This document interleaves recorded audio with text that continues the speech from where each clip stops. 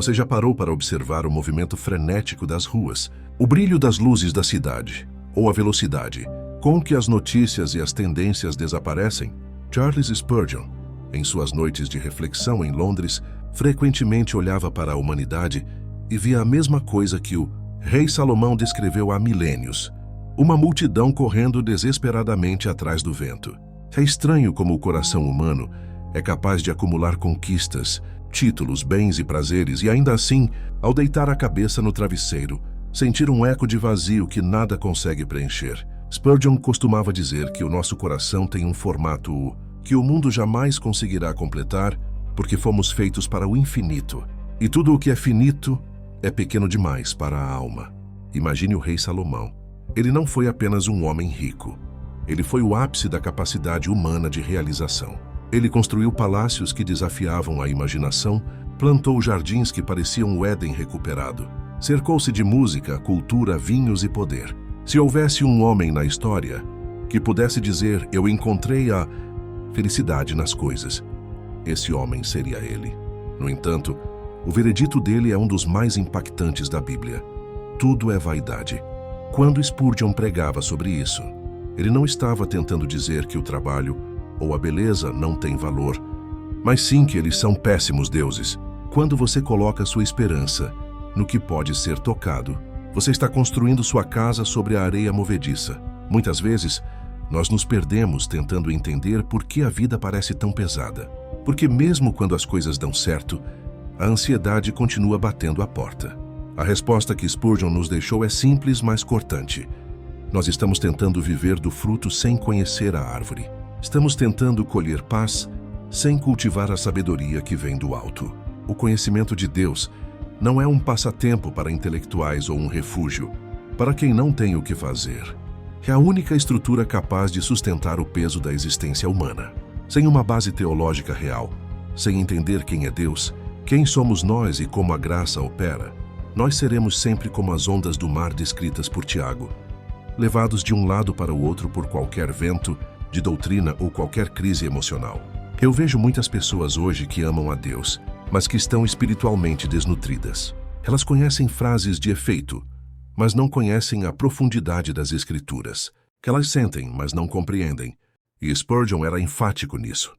O sentimento sem o entendimento é fogo sem lenha.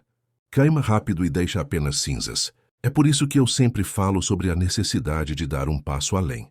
Se você sente que sua fé está estagnada, que suas orações parecem bater no teto, ou que você não consegue explicar aquilo em que acredita, talvez o que lhe falte seja o alicerce. Não se contente com as migalhas de um conhecimento superficial.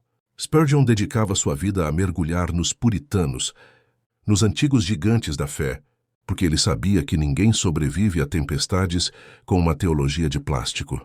É por isso que eu preparei algo especial para quem acompanha este canal. Eu deixei no primeiro link da descrição um material que é uma verdadeira ferramenta de construção para a sua fé. É um combo teológico que vai desde os fundamentos básicos até o nível de bacharel livre. Eu indico isso não como uma propaganda, mas como um conselho de amigo. Porque eu sei que o entendimento da palavra é o que separa o cristão que desaba no primeiro problema do cristão que, como Spurgeon, permanece firme mesmo em meio à depressão e às lutas. Quando você estuda com profundidade, as peças do quebra-cabeça da vida começam a se encaixar. O vazio de Eclesiastes só é preenchido pela plenitude que vem através do conhecimento. Salomão testou o prazer e falhou. Testou a riqueza e falhou. Testou a fama e falhou. Somente quando ele voltou o olhar para o Criador é que o sol voltou a brilhar com sentido. E você? Onde está investindo sua energia? No trabalho que consome suas noites, mas não traz paz? Ou no estudo da verdade que liberta? Spurgeon dizia que uma Bíblia que está caindo aos pedaços geralmente pertence a alguém que não está. Isso significa que o tempo que você gasta se aprofundando nas verdades eternas é o único investimento que o tempo não pode roubar de você. Sabe? Eu percebo que o mundo moderno nos treinou para sermos rápidos e superficiais. Queremos vídeos curtos, orações rápidas e respostas imediatas. Mas a sabedoria é uma senhora que exige tempo e dedicação. Spurgeon não se tornou o príncipe dos pregadores por acaso.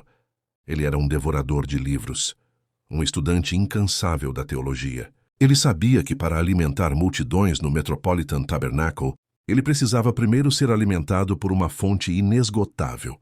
Se você deseja ter essa clareza, se deseja não apenas ler a Bíblia, mas ser capaz de ensiná-la e defendê-la, o caminho está diante de você. O link na descrição é a sua oportunidade de parar de correr atrás do vento e começar a trilhar um caminho de rocha. Este primeiro bloco da nossa reflexão hoje é um convite ao despertar. É um chamado para você olhar para as mãos e ver o que realmente tem valor duradouro. O que você sabe sobre Deus hoje é suficiente para te sustentar se tudo o mais for tirado de você amanhã.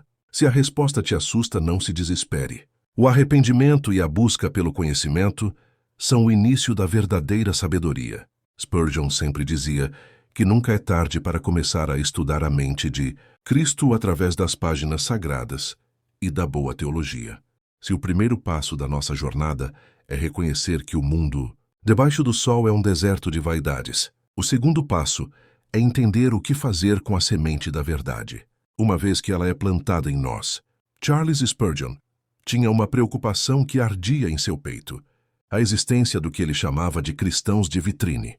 Ele falava sobre pessoas que possuíam toda a gramática da religião, mas nenhuma das suas ações. Como Tiago nos alerta em sua carta, de nada adianta ter uma fé que não mexe nas mãos, que não controla a língua e que não transforma a nossa maneira de tratar o próximo. A fé sem obras não é apenas doente, ela é morta. E Spurgeon, com sua clareza habitual, dizia que uma fé morta não é um passaporte para o céu, mas um peso que nos arrasta para o fundo. A sabedoria bíblica não é apenas um acúmulo de informações para vencer debates ou para nos sentirmos superiores aos outros. A verdadeira teologia, quando entra na mente de um homem, desce para o coração e sai pelos seus dedos em forma de serviço. Spurgeon nos lembra que até os demônios creem e tremem. Eles possuem uma teologia ortodoxa impecável, sabem quem Jesus é e conhecem as Escrituras melhor do que muitos de nós, mas não possuem o amor que transforma. Por isso, ao olharmos para os nossos dias, precisamos nos perguntar o que a nossa crença tem produzido de fato. Se somos apenas ouvintes esquecidos, que olham no espelho da palavra, veem as próprias manchas e saem sem limpar nada, ou se somos alguém que pratica o que descobre. É nesse ponto que muitos desanimam, porque percebem que viver o cristianismo puro e simples é a tarefa mais difícil da terra. Controlar a língua, por exemplo, é algo que Tiago descreve como domar um incêndio florestal com as próprias mãos. Spurgeon dizia que uma língua sem freio é o maior anúncio de um coração sem Deus. Muitas vezes usamos a mesma boca para cantar hinos, e para destruir a reputação de alguém, usamos a mesma mente para estudar a Bíblia e para alimentar invejas. Como podemos resolver essa incoerência? A resposta está na profundidade das raízes. Um homem que estuda profundamente a soberania de Deus e a condição humana não tem tempo para se orgulhar, pois ele vive em constante estado de humildade. Quando você mergulha em um estudo sério, você não está apenas aprendendo conceitos. Você está recebendo o freio e o leme que Tiago menciona. Você aprende a discernir a sabedoria que vem do alto, daquela que é puramente terrena. Sem esse alicerce, o cristianismo vira apenas um amontoado de opiniões pessoais. Com a compreensão correta, passamos a ter um padrão de conduta que o mundo não consegue abalar. Se você quer parar de ser levado pelas ondas da sua própria instabilidade, você precisa de uma âncora de conhecimento.